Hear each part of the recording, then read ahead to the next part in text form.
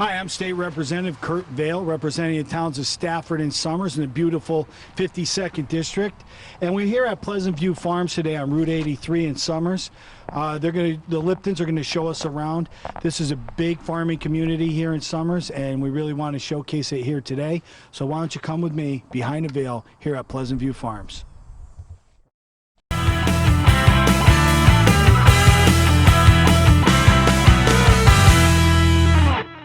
Here with Jake and Louie Lipton. Gentlemen, thanks for having us over today. Thanks for coming, Kurt. It's great. This farm has been open. How many years has the farm been open and actively running? Since 1918. Since 1918. So that's almost 2 years. You're gonna have a big 100-year celebration or what? Excellent. How long has it been in your family all that time? Yep, we're the fourth generation to operate it. That's fantastic. And there's a lot of families in Somers that have. Connecticut Co-op closed down in Manchester. Can you explain to us what happened and then how you guys got involved in picking up where they left off? Yeah, Kurt. So about 2 years ago, we started growing our own Connecticut-grown non-GMO grain products, corn, soybeans, wheat, rye, things like that. And we would get the soybeans roasted, and we would grind the soybeans and the corn and the wheat, and we would transport them to Central Connecticut Farmers Co-op in Manchester.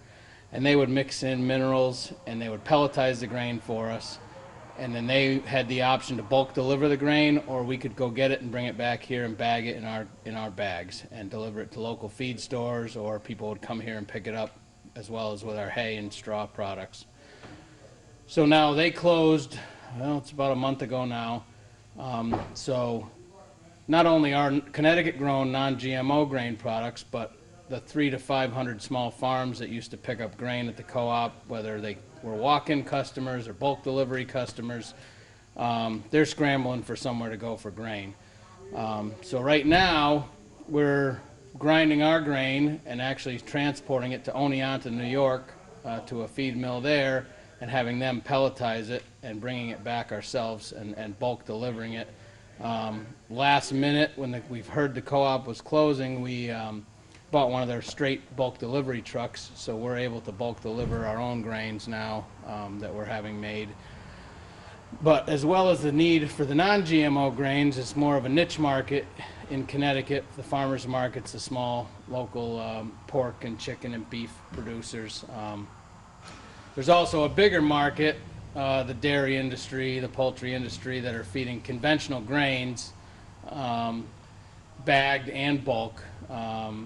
So we saw it a good opportunity to start taking over some of that business, because there really was nowhere else in the state that these people could go and get bulk grain products. There's one other grain mill out in eastern Connecticut on the Rhode Island border, but as far as walk-in customers, there's really nowhere that anybody can go. The smaller guys that are getting a ton to 3 ton at a time, up to 10-ton bulk deliveries, we're taking on a lot of that business, as well as you see the bagged inventory. We converted this building we're in right now, which was an equipment storage building. We put an office in here. So we have a lot of walk-in customers. We're getting the name out there. Got a lot of support from the community and local farms helping us out with this whole transition here. Well, that's good, because I know we talked on the phone as this was starting to transpire, and there wasn't really a place for these small farmers to go. And you guys kind of stepped to the plate, and I mean, you did it really fast too. Yeah. I mean, you got an office here now, and you're in full operation mode now? Yep, and it's actually worked out quite well as a transition with the grain business, in addition to our hay and straw sales that we do now. So now it's a one centralized location for customers to come and basically get everything they need of grain and feed. And so is the word out? I mean, has the Connecticut Co-op been, helping you to get people out? Because there's a lot of people that use them. Are they coming, most of those people coming to you now, are they aware that you guys are here and able to provide this? And if you weren't, to give you a two-pronged question, where would they have gone if you guys didn't step to the plate? So a lot of the customers are aware that we're selling grain. Some of the people that do not know that we're selling grain they have to be going to, you know, the local feed stores and buying bagged products, which is a lot more expensive to the customers.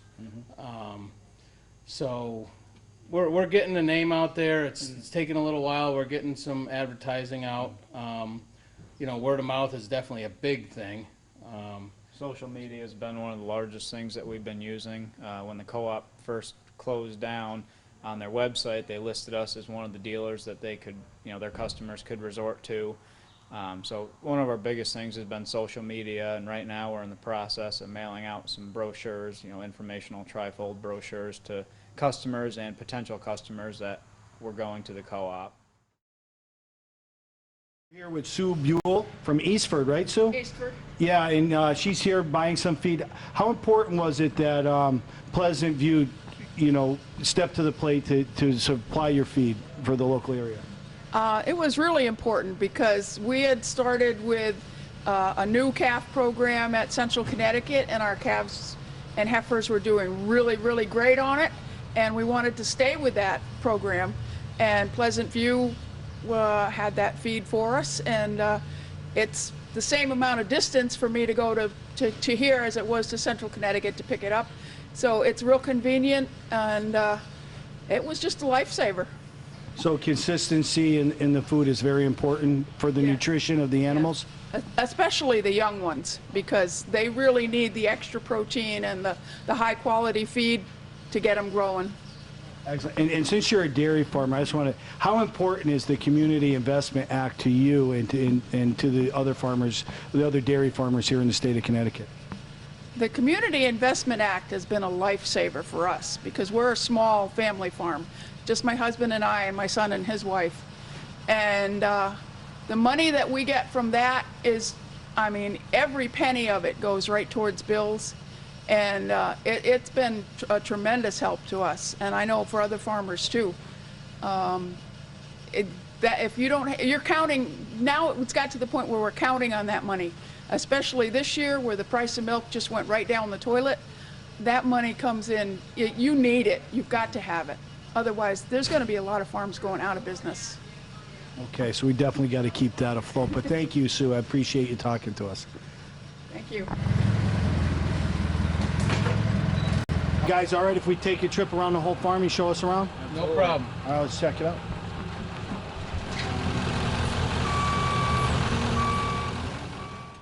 I'm here with the patron of Pleasant View Farms, Jeff Lipton. Jeff, we came out here with a big entourage last year to go over the solar fields, which we can see in the background here. Can you tell us a little bit about that program and how that works? Sure. Basically, the program was put in through the DEP back, I believe, in 2013. And it was the commitment of the state to basically have a large percentage of our electricity derived from green energy projects. And this solar project was part of the state's DEP's initiative to get that done. And the project basically has been a lifesaver for our farm. It's given us revenue for my boys to utilize to invest in developing the farm into the next generation. We've now, as you can see, have gone into the grain business along with the forage business. And the land that these solar panels were constructed on was basically former gravel pit. So it wasn't really any high quality land. I know there's a lot of talk in the state about the competition that farmers have trying to rent land that's being utilized now for solar, and they're losing some of their cropland. And I can see that as far as a farmer that's out there renting land from other farmers. But on the other hand, for those farmers that own the land and want to continue farming, being able to take a portion of their property and dedicate it to this solar has given them additional revenue so that they can continue farming and develop their own farming operations. So there is a good side and there is a negative side to it, and you know, you have to look at it from both angles. For us, it was definitely a positive attribute to the farm, because without that annual revenue coming from the solar panels, we would be very limited to our expansion here. And you still, I mean, obviously have a pretty wide array here in the back of solar panels, but you're still farming on how many acres here? Oh, we're growing on the farm here. We have only 250 acres. The solar's taken out of production about 50. But we farm approximately, I'd say, about 1,500 acres throughout the area from local farms that we rent. So you're still very actively farming, Oh, and that was just sure. something to help supplement your income. Sure. Like I say, the equipment and some of the things you've seen as you've walked through the property, basically all of that was financed through the ability of having the revenue stream from the solar. Very good, and again, thanks as always, Thank Jeff. you. It's a pleasure Always to be a here. pleasure. They also have a driving range because they're right next to the Cedar Knob Country Club. So, figured while I was here, I was going to hit a few balls. Let's check it out.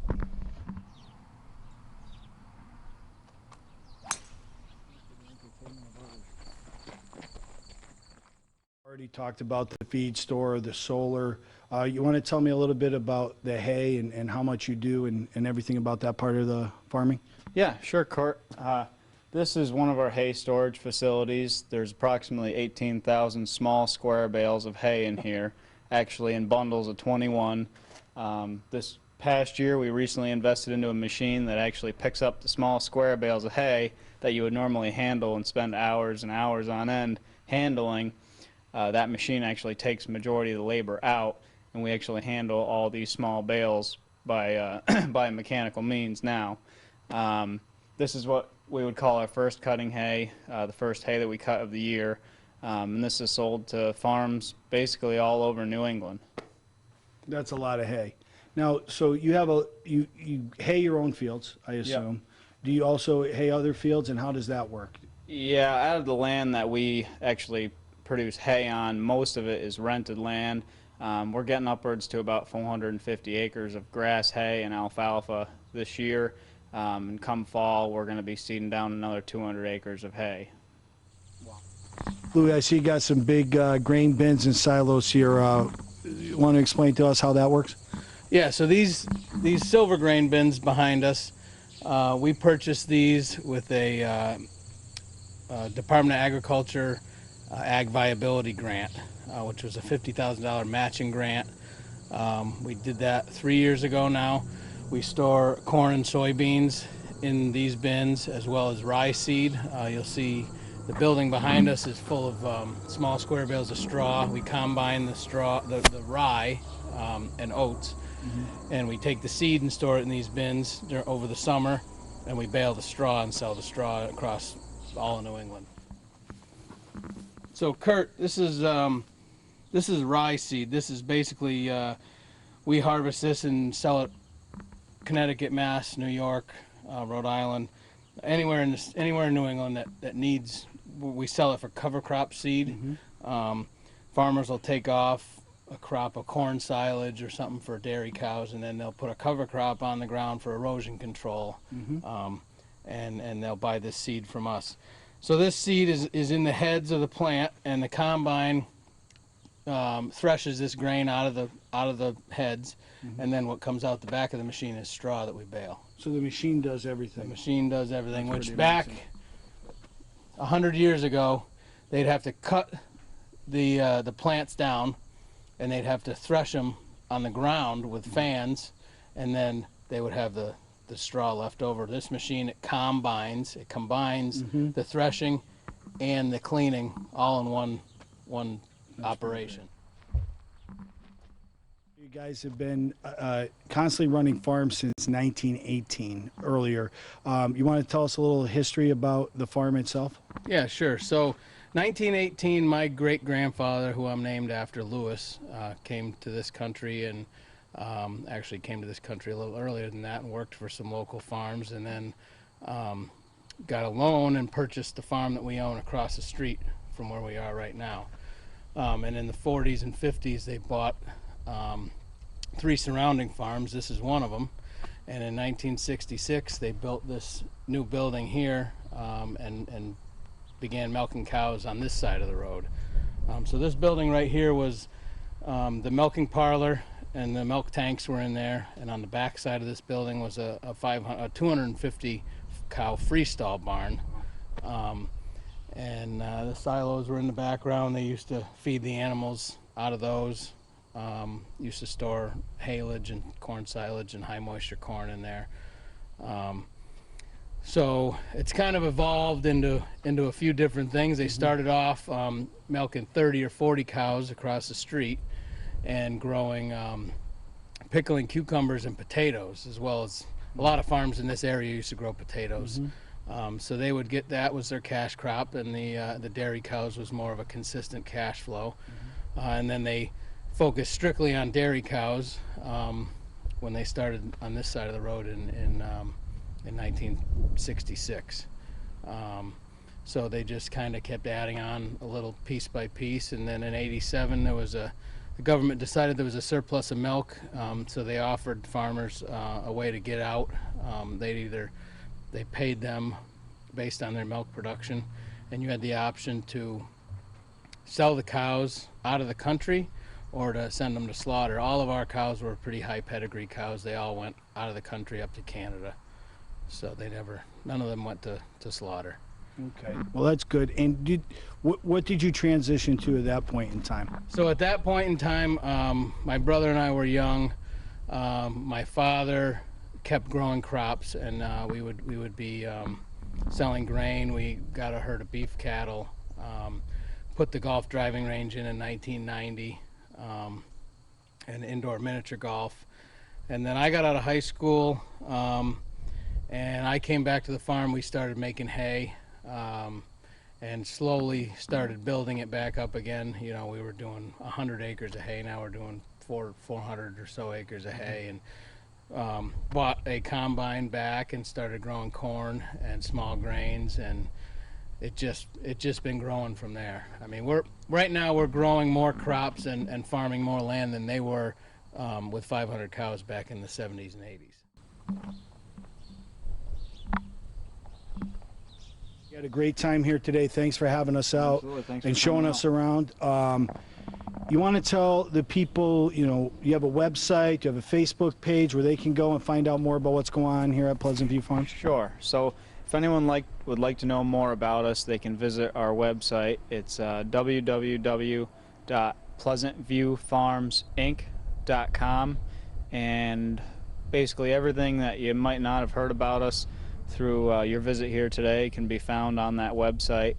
And we also have a Facebook page that we do stay updated with, and that is Pleasant View Farm. Thank the Lipton family for having us out here at Pleasant View Farms today. And to check out more about what's going on, go to my Facebook page at repvail.com. Until next time, we'll see you behind the veil.